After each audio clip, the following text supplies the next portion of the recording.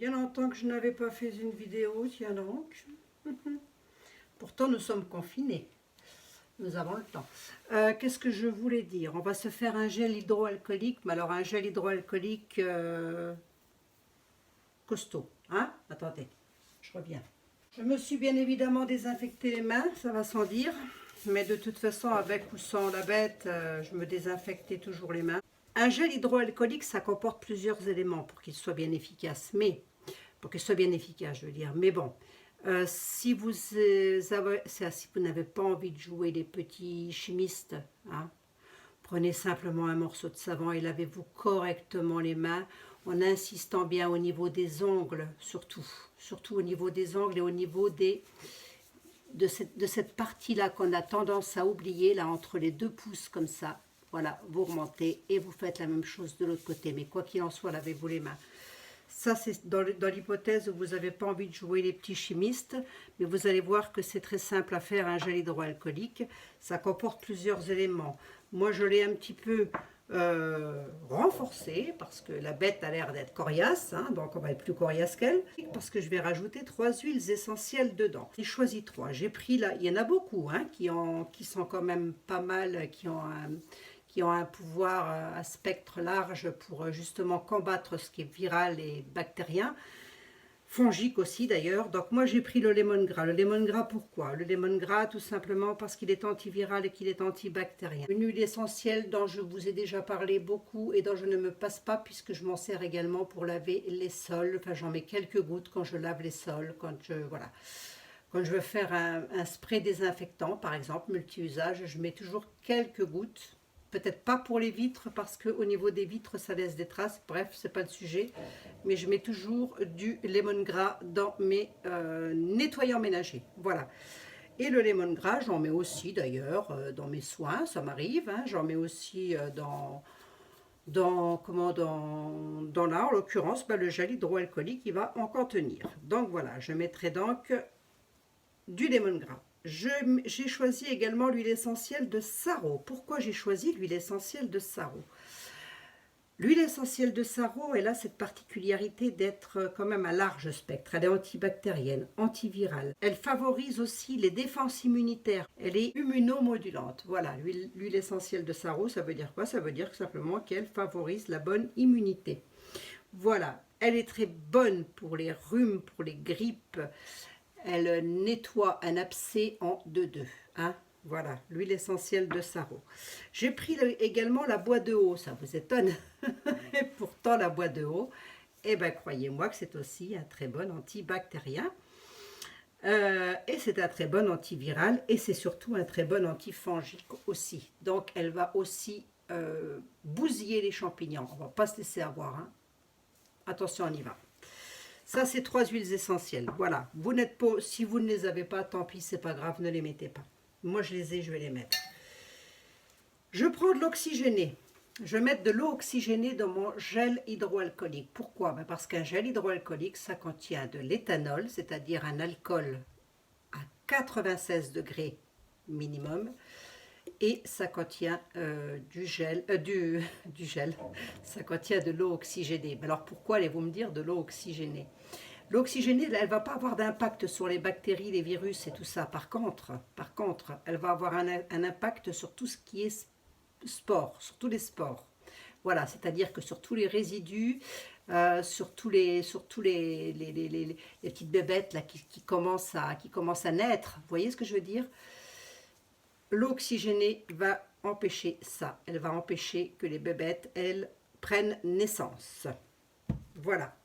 Pour tuer la bête, je prendrai tout simplement la base à parfum de chez Aromazone. C'est un alcool qui est quand même assez puissant, mais si vous avez l'alcool modifié à 70, elle est modifiée. Hein, on n'est plus sur de l'éthanol, on est sur un alcool modifié, mais c'est pas grave, elle fera l'affaire quand même. On est d'accord. C'est mieux que rien du tout. Hein. Voilà, donc oxygéné, base à parfum. Je mettrai dedans de la glycérine végétale pour simplement pour servir d'humectant parce que sinon ça va trop assécher au niveau des mains. Et là, on en est à un stade où on se lave quand même les mains plusieurs fois par jour. Chez soi ou pas, on se lave les mains. systématiquement. Hein. Mettez bien ça dans la tête des enfants, c'est hyper, hyper, hyper important. Si vous ne voulez pas jouer les chimistes, je vous le rappelle, vous prenez un morceau de savon, vous vous lavez les mains plusieurs fois par jour. Les enfants, pareil, les angles, on insiste lourdement sous les angles, hein, parce que alors là, je crois que c'est le bouillon de culture, c'est là qu'il se trouve, hein, c'est sous les angles. Hein, voilà. Bon, bah écoutez, moi je crois que je vous ai tout dit. Si je ne vous ai pas tout dit, vous me redemanderez. C'est comme d'habitude, je le fais parce que là j'arrive presque au bout de celui que j'avais fait. Donc c'est un flacon de récupération. Voilà, et j'en ai fait dernièrement, j'en ai emmené à mon fils parce que lui il est insulinodépendant, donc risque plus. Hein. Voilà, et puis il ne faut pas rigoler avec ça. J'ai refait mes calculs parce que moi j'en avais fait 1 litre, mais 1 litre, là j'ai plus besoin de 1 litre, j'en referai par la suite, c'est pas grave. Donc pour 1 litre, il vous faudrait 833 ml d'alcool ou d'éthanol à 96%. Hein. Voilà, moi je vais en mettre 83,30, c'est-à-dire que j'en mets 10%. Je vais essayer d'en faire pour 100 ml. On va peser tout ça, vous en dites. Ça vous en dites, vous en dites comme moi.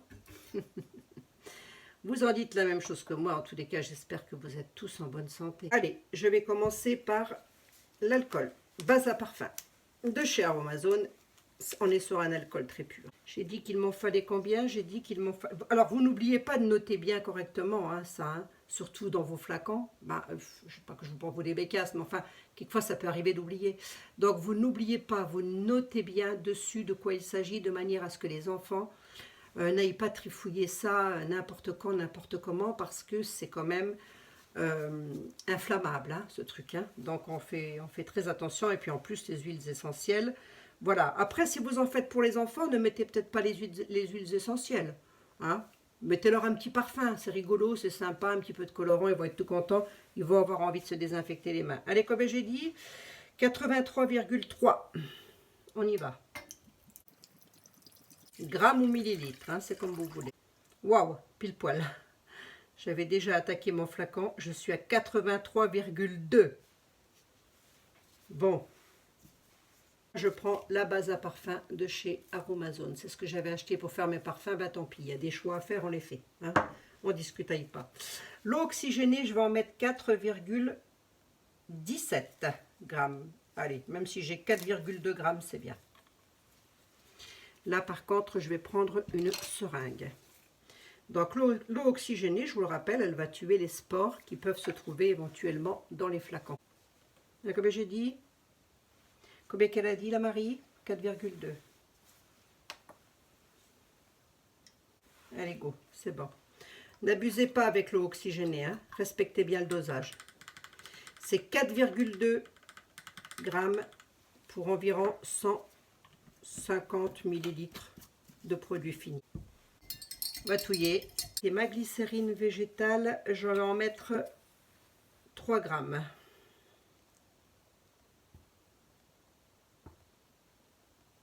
Allez, hop, qui va me servir d'humectant, c'est-à-dire d'hydratant pour la peau. Histoire de ne pas trop assécher quand même. Allez, je voudrais monter quand même à 150. Donc, si vous voulez faire comme moi et vous voulez monter votre gel à 150 grammes, vous allez faire l'équivalence du grammage, tout simplement en eau stérile. Soit c'est de l'eau, comment on appelle ça? Moi, j'appelle ça de l'eau distillée ou de l'eau osmosée, ou alors vous allez simplement faire bouillir de l'eau. Voilà. Hein. Quand elle aura légèrement refroidi, vous la mettez à l'intérieur. C'est exactement là ce que je vais faire. Mais il faut que l'eau soit stérile. Hein. N'allez pas me mettre de l'eau bourrée de bactéries là-dedans. Hein. Hop. Alors, comme je n'ai pas d'eau, j'ai désinfecté un contenant. Comme je n'ai pas d'eau...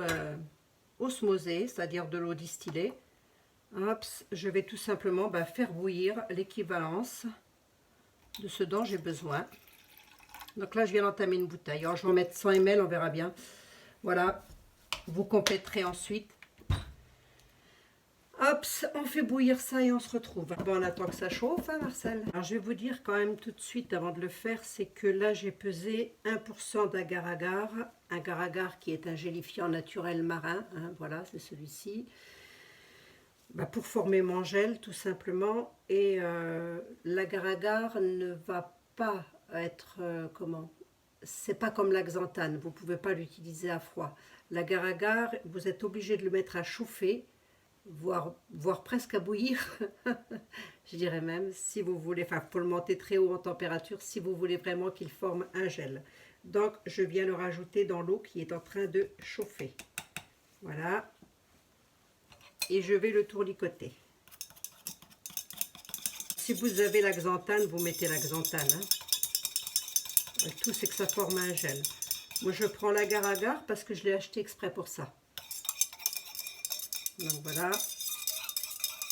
Et l'agar-agar va, en refroidissant, va former le gel. Il ne le formera pas tout de suite. Bon, c'est un petit peu une couleur comme ça, mais on s'en fout. L'essentiel, c'est que ce soit efficace. Hein? Allez. Je vous retrouve après. Par exemple, dans celui-ci, j'avais mis du gel d'aloe vera, mais on n'était pas en période de pandémie comme on l'est actuellement. Donc, voilà. Là, je le fais un peu plus costaud quand même. Je vais peut-être tout de suite rajouter mes huiles essentielles. Donc, l'huile essentielle de lemongrass. J'en ai mis 20 gouttes.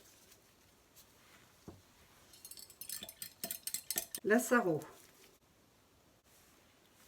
Je vous rappelle que c'est pour les mains uniquement. Et la boîte de haut, c'est pareil, je vais en mettre 30 gouttes.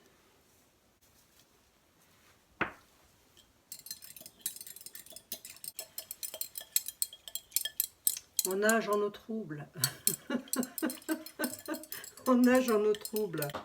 Donc là, j'en ai mis 1% d'agar-agar. Je verrai bien si ça suffit ou pas. Il y a fort longtemps que j'ai quitté le labo. Moi, je ne sais plus mes dosages. Je sais qu'à 0,3, j'avais quelque chose de légèrement gélifié. Je ne me souviens plus pour mes géloses à combien je mentais, l'agar-agar. Allez.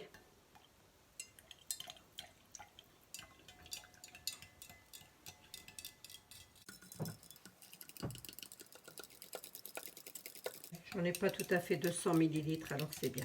Alors, comme vous allez pouvoir vous en douter, les huiles essentielles et l'alcool ne vont pas se mélanger. Hein. Les huiles essentielles risquent de rester à la surface. Donc, je vais rajouter du solubol. Un solubilisant qui va un petit peu beaucoup même d'ailleurs. Tiens, je peux le monter jusqu'à combien celui-là? 4 gouttes de solubol pour une goutte d'huile essentielle. 4 de solubol pour une goutte d'huile essentielle. Préconisé sur la fiche Aromazone. Bon, je vais recouvrir ça. Je vais le laisser 72 heures hein, travailler comme ça pendant 72 heures. Et dans 72 heures, je vous retrouve pour la mise en flacon. Hein. Allez. À dans 72 heures. Pour vous. Pour moi. À tout de suite pour vous. Oh la vache. Et le virus, il n'atteint pas que les poumons. Hein. En ce qui me concerne, je crois qu'il m'a atteint un petit peu les neurones. Allez, à tout à l'heure. Bon, je reviens. Ma caméra a lâché. Ma caméra a lâché sur le gel hydroalcoolique. Je l'ai mis en flacon. Donc, on s'en est déjà un petit peu servi quand même. Hein, vous voyez. Voilà, voilà. Donc, on s'en est servi. Ça sent pas mauvais. Hein, ça sent même... Ouais, c'est assez herbacé, quoi. Hein. Et puis, ben, c'est un gel hydroalcoolique complet. Voilà. Donc, n'oubliez pas de vous laver les mains correctement. Oui, j'ai déjà préparé là pour une seconde recette. Ma caméra a lâché. Il a fallu que j'attende la nouvelle caméra. Ben, c'est comme ça. C'est les aléas de Spielberg. Hein, qu'est-ce que les je vous dise? Je vous fais un gros bisou. Lavez-vous les mains. Lavez-vous les mains. Et ne sortez pas sans raison, va. Je sais bien, c'est tentant, mais c'est comme ça. Hein. On ne peut pas faire autrement pour l'instant. Ça va s'arranger. Moi, je dis que ça va s'arranger. Sur ce, je vous fais des gros bisous. Je vous dis à très bientôt. Et puis, voilà, hein, un gel hydroalcoolique, ça se fait avec plusieurs éléments. Donc, Ne laissez pas de côté l'eau oxygénée parce qu'elle a sa place dans le gel hydroalcoolique. À toujours mettre à l'abri des enfants. Hein. Allez. Oui, femmes enceintes, les femmes enceintes qui allaitent, etc. Ou si vous ne supportez pas les huiles essentielles ou si vous ne voulez pas les mettre, eh ben vous ne les mettez pas tout simplement. C'est pas compliqué. Hein. Votre gel hydroalcoolique, moi je l'ai renforcé, mais vous pouvez parfaitement, il sera très bien tel qu'il sera en base. Voilà, allez. Cette fois-ci, je vous laisse, je vous ferai une photo, je vous fais des gros bisous, je vous dis à très bientôt, prenez soin de vous.